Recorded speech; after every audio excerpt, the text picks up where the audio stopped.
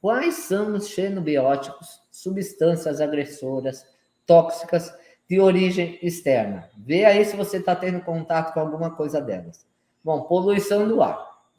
Esse daí que todo mundo tem, né? Mesmo eu que estou aqui na chácara, né? Um pouquinho sempre tem. Metais tóxicos que estão em maquiagem, em cremes, desodorantes, shampoos, materiais de limpeza. Então, tem metal tóxico em tudo que é lugar. Embalagens, lata de sardinha, embalagens alimentícias mesmo, está cheia de titânio, por exemplo, estrôncio, alumínio, e quem cozinha ainda em panela de alumínio, então está aqui, né, lotado de metais. Os agrotóxicos, os aditivos alimentares, né, conservantes, corantes, migrantes de embalagem, os plásticos, benzenos, fitalatos, os PCBs, medicamentos, tá? Medicamento é xenobiótico também. Produtos químicos usados em casa e produtos de higiene pessoal. Você sabia que já são contabilizados mais de 4 milhões de moléculas estranhas ao organismo? Criadas pelo homem, né? Porque Deus não ia criar moléculas estranhas ao organismo. E cerca de 3 mil são classificadas como de alto risco à saúde humana. Então, quais são os xenobióticos de origem interna dentro de você? São substâncias produzidas pelo metabolismo de bactérias ruins, por isso que eu falo tanto da importância do intestino que esteja em eubiose, tá? Que esteja equilibrado, com mais bactérias boas do que ruins, porque as substâncias produzidas pelas bactérias ruins são os lipopolissacarídeos, os LPS, que são tóxicos e circulam pelo corpo inteiro, atravessam a barreira hematoencefálica e podem te dar vários problemas inclusive demência, Parkinson, Alzheimer. Então, substâncias dessas bactérias ruins, as gram-negativas, substâncias tóxicas de fungos e parasitas, como as aminas bioativas, a amônia, substâncias pró-cancerígenas e fragmentos corporais de micro-organismos. Então, todos esses parasitas, que amanhã eu e a doutora Elisângela vamos te falar a verdade que nunca ninguém te contou, parte 1, na quarta, parte 2. Fizemos até em 2 partes, de tanta coisa que tem para falar. E por isso que é tão importante fazer a desparasitação. Essas substâncias tóxicas causam vários problemas à saúde, por exemplo, autismo, TDAH, câncer e outras mais que tem aí, né? E também, outro tipo de xenobiótico de origem interna são ácidos biliares secundários, medicamentos biotransformados no intestino. O medicamento também tem que ser biotransformado para a excreção. Ele cumpre sua função, seu papel, mandou o recado, ele tem que sair do seu organismo, não pode ficar circulando lá. Nada, depois de 24 horas, tem que estar no seu organismo. Tudo tem que ser metabolizado e excretado.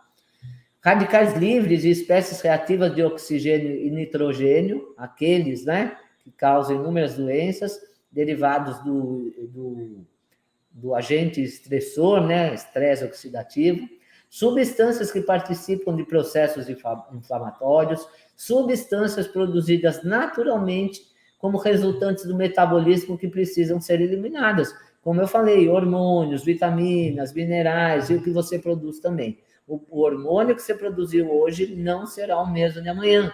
Ele tem que ir lá no receptor, mandar o recado dele, mandar, ó, você faz isso, outro hormônio, ó, você faz aquilo, cumprir o seu papel, volta lá para o fígado para ser metabolizado e excretado via urina, via suor, via fecal, tá? Então, a adequação do sistema de detoxificação é fundamental para a remoção das toxinas e das demais substâncias nocivas ao organismo. E o processo de detoxificação, que é executado em 3 fases, necessita de uma energia constante e de vários nutrientes que vão efetivamente, né, fazer essa execução das funções. Então, por que a pessoa, por exemplo, não tem energia? Uma que tem problema nas mitocôndrias, porque não gera ATP. Outra, porque pode não estar produzindo cortisol, porque pode ter um toxoplasma lá na sua adrenal. impedindo que você faça essa produção de cortisol. Outra, que seu intestino está tão inflamado que o intestino grosso é responsável por 10% da energia produzida.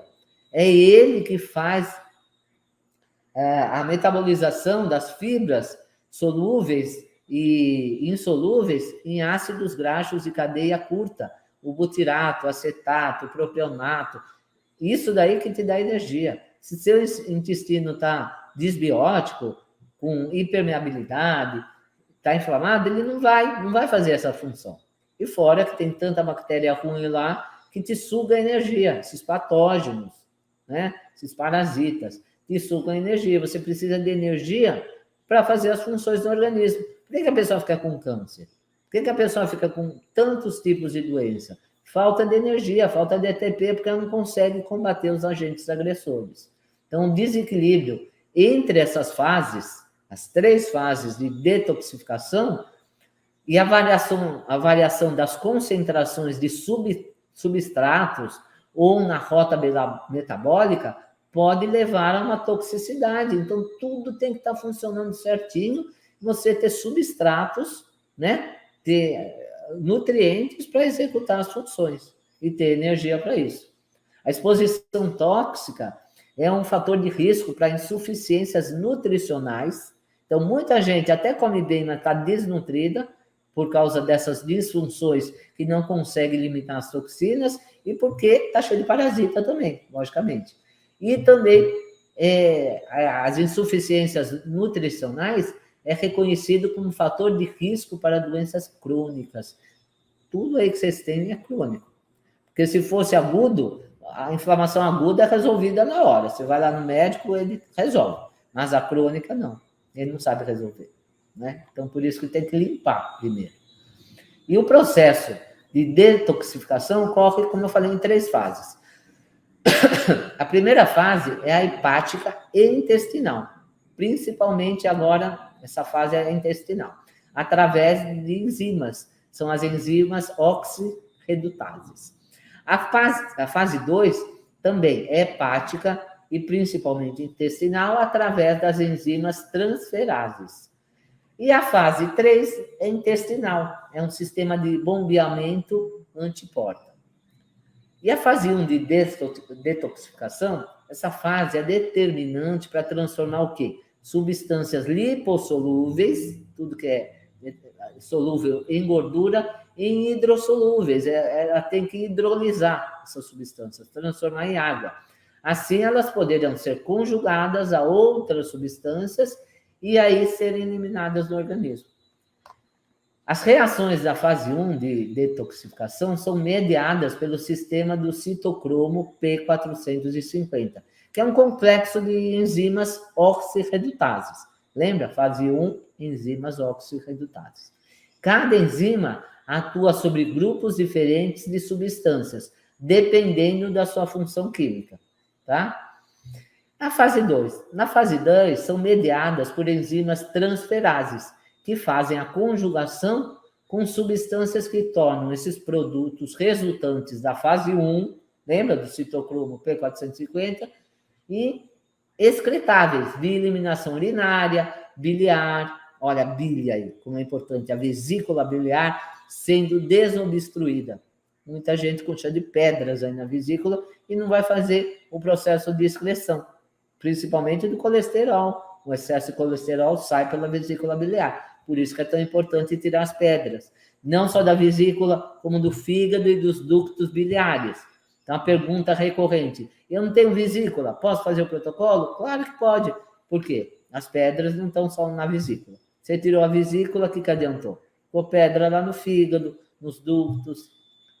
Então, essas reações de conjugação, com esses xenobióticos a serem eliminados, são as de sulfatação, metilação, acilação, glucoronidação, acetilação e a conjugação em glutationa.